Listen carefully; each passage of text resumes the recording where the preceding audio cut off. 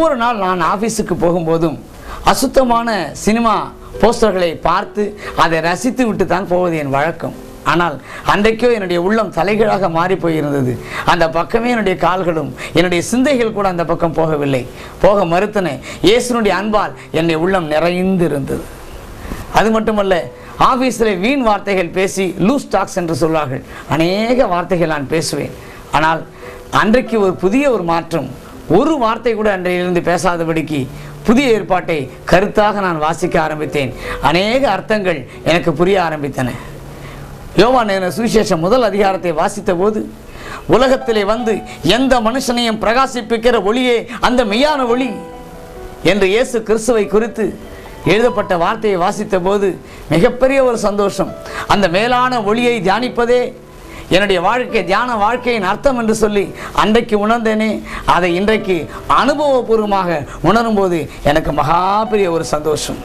அது மட்டுமல்ல, தொடர்ந்து புதிய ஏற்பாட்டை நான் வாசித்த பொழுது, பொல்லாங்கு செய்கிற எந்த மனுஷனும் ஒளியை பகைக்கிறான் என்றும் அவன் தன்னுடைய கிரியைகள் கண்டிக்கப்படாதபடிக்கு ஒளியினிடத்தில் வராமல் இருக்கிறான் என்று சொல்லி இயேசு சொன்னதாக படித்த போது, என்னுடைய பொல்லாங்கான கிரியைகளினால்தான் இயேசுனிடத்திலே நான் இதனால் வரைக்கும் வராமல் இருந்ததை உணர்ந்த போது நான் அழுது இன்னும் ஆண்டவருக்கு அதிகமாய் என்னை அர்ப்பணித்தேன். அது மட்டுமல்ல, யோவான் 3 அதிகாரத்தை வாசித்த பொழுது அங்கு ஆண்டவராக இயேசு கிறிஸ்து ஒரு வார்த்தை சொன்னார். ஒருவன் மறுபடியும் பிறவாவிட்டால் தேவனுடைய ராஜ்யத்தை காண மாட்டான் என்றும், ஒருவன் ஜலத்தினாலும் ஆவியினாலும் மறுபடியும் பிறவாவிட்டால் தேவனுடைய ராஜ்யத்துக்குள் பிரவேசிக்க மாட்டான் என்றும் மெய்யாகவே மெய்யாகவே உங்களுக்கு சொல்லுகிறேன் என்று சொல்லி இயேசுனுடைய வார்த்தையை வாசித்த போது, நான் ஆதி நாட்களில், அந்த நாட்களிலே கடவுளை தேடிய நேரத்திலே த்விஜன் என்றும் இரு பிறப்பாளன் என்றும் ஒருவன் மறுபடியும் பிறக்க வேண்டும் என்று சொல்லி எழுதின அந்த வார்த்தைகளை நான் நினைவு கூர்ந்தேன். அப்படி என்று சொன்னால், நான் மறுபடியும் பிறக்கக்கூடிய வாழ்வை குறித்து என் இயேசு பேசியிருக்கிறார். அதற்கு என்ன வழி என்று சொல்லி ஆராய்ந்த போது நான் என்னுடைய வாழ்க்கையிலே ஞானஸ்நான சத்தியத்துக்கு என்னை அர்ப்பணித்தேன். பாவ மனுஷனை அடக்கம் செய்து அந்த ஞானத்தை பெற்று அதற்கு ஸ்நானம் பண்ணி மீண்டுமாய் புதிய மனுஷனை உள்ளத்திலே தரித்து கொண்டு புதிய வாழ்க்கை வாழ்கிற அந்த அர்த்தமுள்ள வாழ்க்கைக்கு என்னை அர்ப்பணித்தேன். அது மட்டுமல்ல, என்னுடைய பாவங்களை அக்னியில் ஆகுதி செய்கிறேன் என்று சொல்லி என்னுடைய மந்திரங்கள் சொன்னதே, அந்த மந்திரங்களுக்கு ஏற்ற விதத்திலே பரிசுத்த ஆவியினுடைய அக்னியினால் என்னுடைய பாவங்கள் எல்லாம் சுட்டரிக்கப்பட்டது. என்னுடைய வாழ்க்கையிலே ஒரு புதிய வாழ்க்கை ஆரம்பித்தது. என்றைக்கு பரிசுத்த ஆவியானவரால் நான் நிரப்பப்பட்டேனோ 2 மணி நேரம் 3 மணி நேரம் அப்படியே என்னை மறந்து கிடந்தேன். ஆண்டவர் என்னை தொட்டார். அதிலிருந்து வேறு விதமான விதத்திலே கர்த்தர் என்னை பயன்படுத்த ஆரம்பித்தார். இது என்னுடைய வாழ்க்கையிலே ஏற்பட்ட அற்புதமான ஒரு திருப்பம். என் ஆன்மீக மரத்தில் இப்பொழுது கிளைகள் தோன்ற ஆரம்பித்திருந்தன. அது புதிய பொலிவோடு கூட மலர ஆரம்பித்திருந்தன. இப்படி என் வாழ்க்கை மாறியதற்கான இன்னும் ஒரு சாட்சியை இப்பொழுது நீங்கள் கேட்கப் போகிறீர்கள். என்னோடு கூட உடன் பிறந்த என்னுடைய சகோதரன் திரு என் கோபாலகிருஷ்ணன் அவர்கள் இப்பொழுது உங்கள் மத்தியிலே ஒரு சில வார்த்தைகளை அவர் உங்களோடு கூட பேசுவார். என்னுடைய பேர் இப்போ கோபாலகிருஷ்ணன். நான் என் தம்பி சாமிநாதனோட பிரதர். நான் பாண்டிச்சேரியில் இங்கே பாரதி மில்லில் ஒரு டெக்னிக்கல் ஸ்டாஃபாக ஒர்க் பண்ணிட்டுருக்கேன், ஒரு டெக்ஸ்டைல் மில்லில். என் தம்பியை பற்றி சொல்லணும்னா அது என்ன எப்படி சொல்கிறதுனே தெரியல. அந்த அளவுக்கு அவன் ஒரு நல்ல ஒரு நிலையில் வந்துருக்கான் இயேசுனால. ஆனால் அவனோட முன் பீரியட், அதாவது பிஃபோர் கிரைஸ்ட், அதை பற்றி சொல்லணும்னா அது கொஞ்சம் சொல்லணும். அதை பற்றி சொல்லலான்னு இருக்கேன்.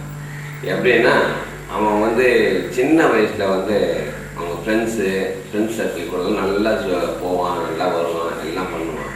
அதே சமயத்தில் இந்த தியான பயிற்சி அது எல்லாம் நல்லா பண்ணிட்டு இருப்பான். எல்லாம் பண்ணிட்டே இருப்பான். திடீர்னு 4 ஃப்ரெண்ட்ஸ் வருவாங்க. வந்தாங்கன்னா அது என்ன பண்ணுறான் ஏது பண்ணுறாரு ஒன்றும் தெரியும். டக்குன்னு அப்படியே காட்டுவான் சினிமா. அவங்க சந்தியாவதம் இந்த ரொட்டீன் மக்கள்லாம் அவங்க கரெக்டாக பண்ணிட்டே இருப்பான். அதே சமயத்தில் ஆன்மீக நூல்கள், பகவத்கீதை, அந்த புக்கு எல்லாம் நல்லா படிப்பான். எல்லா ஷரத்தையும் எல்லாம் பார்ப்பான், எல்லாத்தையும் சொல்லுவான், எல்லாத்தையும் இது இப்படி அது எப்படின்னு எல்லாத்தையும் எக்ஸ்பிளைன் பண்ணுவான். பக்காவாக எக்ஸ்பிளைன் பண்ணுவான். எல்லாம் இந்த மாதிரி அவன் லைஃப் போயிட்டே. ஒன்ஸ் எங்கள் ஃபாதர் எக்ஸ்பைர்ட் ஆனதுக்கப்புறம் அது அப்போ அவன் லைஃப்பில் ஒரு டேர்ன் உண்டு. எப்படின்னா, இந்த மாதிரி அவனோட ஃப்ரெண்டு ஒருத்தர், அவன் பிடபிள்யூ ஃப்ரெண்டு ஒருத்தர் வந்தார். அவர் கூட வந்து கிறிஸ்டியானிட்டியை பற்றி கொஞ்சம் அப்படி பேச ஆரம்பித்தோம்.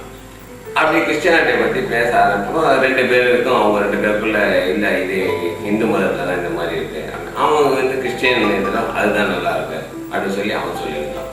ஸோ இப்படியே 2 பேரும் அவங்க 2 பேரும் இவன் அவர் பைபிளை பற்றி இவன்கிட்ட சொல்கிறது, இவன் வந்து பகவத்கீதையை பற்றி அவர் ஃப்ரெண்டுகிட்ட சொல்கிறது, அப்படின்னு இப்படியே 2 பேரும் நல்லா பேசினே இருக்காங்க. ஒரு சேட்டன் பீரியடில் வந்து அவன் என்ன ஃபீல் பண்ணான், பைபிளில் தவிர வேறு எதுவும் இல்லை அப்படிங்கிற ஒரு ஸ்டேஜுக்கு அவன் வந்தான். பைபிளில் தான் எல்லாமே இருக்குது அப்படிங்கிற ஒரு முடிவுக்கு வந்து அந்த பைபிளை வச்சுன்னு அவன் பிரசங்கள்லாம் பண்ண ஆரம்பித்தான். அந்த பைபிளில் கிறிஸ்டியனுக்காக அந்த ஊழியர்கள்லாம் பண்ண ஆரம்பித்தான் அவரோட ஃப்ரெண்டோட சேர்ந்தது. ஸோ இயேசு கிறிஸ்து தான் கடவுள் அப்படிங்கிற அந்த ஒரு ஸ்டேஜுக்கு அவன் வந்தான். அதுக்கப்புறம் அவன் இந்த சினிமாவுக்கு போகிறது, இந்த சாங்ஸ் எல்லாம் கேட்குறது, அது இது எல்லாத்தையும் அப்படியே கட் பண்ணிட்டான். ஒன்ஸ் ஃபார் ஆல் எல்லாம் ஸ்டாப், ஒன்லி பைபிள், அது தவிர வேறு எதுவுமே இல்லை அப்படிங்கிற ஒரு நிலைமைக்கு அவன் வந்துட்டான். அது வந்து இந்த பீரியடு கிறிஸ்டியனுக்குள்ள வந்ததுக்கப்புறம் அவன் இந்த அளவுக்கு மாறி போயிட்டான். சுத்தமாக எதுவுமே உலக மற்ற ஆக்டிவிட்டிஸ் எல்லாத்துலேயுமே விலகி ஒன்லி கடவுள் தான், வேறு எதுவுமே கிடையாது, அந்த பாதையில் தான் நம்ம போகணும் அப்படின்னு ஒரு முடிவு எடுத்தான். இந்த மாதிரி அவன் எடுத்த அந்த லைஃப் போயினே இருக்கப்போ 2008 அவனுக்கு ஒரு சின்ன ப்ராப்ளம் என்னன்னா, அவனுடைய டாக்டர் வந்து திடீர்னு மண்டையில் அடிபட்டு அவ்வளோதான், ஒன்ஸ் ஃபார் ஆல் அவன் லைஃபே போயிடுது அப்படிங்கிற ஸ்டேஜில் வந்து ஹாஸ்பிட்டலில் அட்மிட் பண்ணிட்டான். அவங்க அது என்னெல்லாமோ ப்ராப்ளம், 1 by 1 லிவர் ப்ராப்ளம்ங்கிறாங்க, அப்புறம் குடலில் புண்ணுன்னாங்க, அப்புறம் டயாலிசிஸ் பண்ணாங்க. 1 by 1 அந்த பொண்ணுக்கு வந்து ஒவ்வொரு ப்ராப்ளமாக வந்து டெய்லி அந்த பொண்ணு செத்து போச்சு. அவன் வந்து அவங்க கடவுள் கிறிஸ்டியன் கிரைஸ்ட் தான் அவரு நம்மளை காப்பாற்று அப்படின்னு அவன் மனசுக்குள்ள நினைச்சுட்டு அவன் கொஞ்சம் கூட அழவே இல்லை. அதுதான் அதில் ஒரு பியூட்டி என்னன்னா, அவனுக்கு அழுகவே இல்லை. எப்படியும் நம்மளை கிரைஸ்ட் பார்த்துப்பார், நம்ம பொண்ணை நம்மகிட்ட கொடுப்பார் அப்படிங்கிற அந்த ஒரு நம்பிக்கை, அந்த நம்பிக்கை வீணே போகலை. அவனுக்கு அந்த நம்பிக்கை வீணே போகலை. அதே மாதிரி அவன் எப்படி டே அண்ட் நைட்டாக எப்படி உட்காந்து ப்ரே பண்ணான் அது அவனுக்கு தான் தெரியும். மற்றவங்களுக்கு தெரியும், அவனுக்கு நல்லா தெரியும் அந்த ப்ரே பண்ண. அந்த அளவுக்கு ப்ரே பண்ணி ஆனால் அந்த பொண்ணு எப்படி தான் போயிடுச்சு, டாக்டருங்களே ஆச்சரியப்பட்டான். இந்த பொண்ணு எப்படி இந்த அளவுக்கு போயிடுச்சு வந்ததுன்னு சொல்லி அவங்களுக்கே தெரியல. அவங்க கூட இருந்த நர்சஸ்ஸு, ஸ்டாஃப் நர்ஸு, கூட இருந்த எல்லாருமே ஆச்சரியம். எல்லாரும் சொன்னாங்க, உங்களோட கண்டினியூஸ் ப்ரேயர் தான் இந்த பொண்ணு இந்த அளவுக்கு கொண்டு வந்து நிற்கிருக்கு அப்படின்னு சொல்லி அங்கே இருக்கவங்க அந்த அளவுக்கு இருந்தவங்க. ஸோ அவன் அதுவே வந்து அவனுக்கு ஒரு சாட்சி மாதிரி ஆகி போச்சு. அந்த பொண்ணு வந்து இந்த அளவுக்கு மரண வாசல் வரைக்கும் போயிட்டு அப்புறம் திரும்பி வந்தது. அவனோட ஃபுல் நம்பிக்கை தான், கிறிஸ்து மேலே அவன் வச்சிருந்த அந்த நம்பிக்கை அப்படியே பிரதிபலிக்குது. பொண்ணு லைஃப் இந்த அளவுக்கு வந்தவன் அவன் என்ன பண்ணிட்டான், சரி இயேசு தான் நமக்கு, வேற யாருமே கிடையாது, அவர் பாதத்தை கட்டியமாக பிடிச்சுட்டோன்னா நம்ம லைஃப் நல்ல பிரகாசமாக இருக்கும். ஸோ அவருக்கு தான் ஊழியம் செய்யணுமே, நம்ம வேற யாருக்கும் எதுவும் செய்யக்கூடாது அப்படிங்கிற ஒரு முடிவு எடுத்து அவன் ஒர்க் பண்ணியிருந்த அந்த ஜேஇ போஸ்ட்டை கவர்மெண்ட்டில்